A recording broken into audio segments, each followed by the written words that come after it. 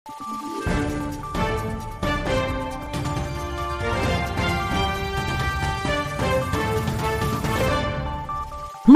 araw, Pilipinas! Ito ang Valiente News hatid sa inyo ng Office of the Vice President. Tumungo ang OVP Southern Mindanao Satellite Office sa Marilog District sa Davao City upang mamahagi ng munting handog sa mga Davaoenyo na bahagi sa naging selebrasyon ng ika-89 na taong anibersaryo ng OVP. Si Alfie Matidios report.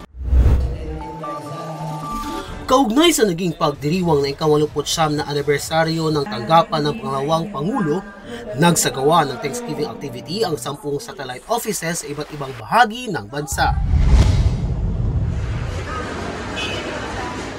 Sa Mindanao, naghandog ng gift pack sa Marilog District sa lungsod ng Davao ang Southern Mindanao Satellite Office, kung saan umabot sa 1,500 ang bilang ng mga benepisyaryo.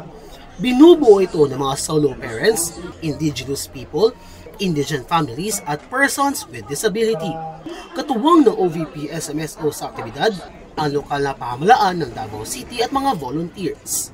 Ang bawat gift packs ay naglalaman ng mga canned goods, noodles, instant coffee at 10 kilo na bigas. Actually, this place, we never had the chance na mabigyan ng mga services mostly from the national offices since nga masyado siyang malayo sa city or even sa Luzon. Kaya bago pa namin nalaman ito, by the time that CAP announced during our session na may dadating or may pupunta na OVP dito to give pahalipay or pamaskong handog para sa ating mga constituents, very happy and grateful dahil na-feel namin na we are belong. So, we are included, part pa rin kami ng Republika ng Pilipinas dahil nakakatanggap pa rin kami ng mga serbisyo galing sa ating national offices. And sana this will not be the last. Sana may mga services pa na coming in the near future. Ako nagpasalamat ko sa Ginoo. Apel ko ani kay lisod medyo akong kinabuhin ko. Pura isa sa among balay. Ako pasalamat sa Ginoo ko dog sa nagatag gina sa akong Vice President. Nagpasalamat ko sa ila na sa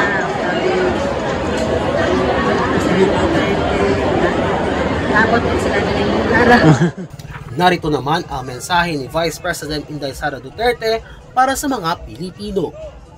Ngayong araw, handog namin sa inyo ang munting regalo na tanda ng aming respeto at pagkilanlan sa inyo bilang mga katuwang, kaagapay at kasangga sa pagbuo ng isang maunlad at inklusibong Pilipinas. Mula po rito sa Marilog District, ako si Alfie Matidios. Lahat para sa Diyos, bayan at pamilyang Pilipino. Valiente News. Mahigit 1,000 residente mula sa probinsya ng Bukidnon nagkatanggap ng gift packs mula sa OVP SMSO. Ako si Claudette Loreto para sa makabuluhan, naninindigan at matapang na mga ulat at impormasyon. Maraming salamat!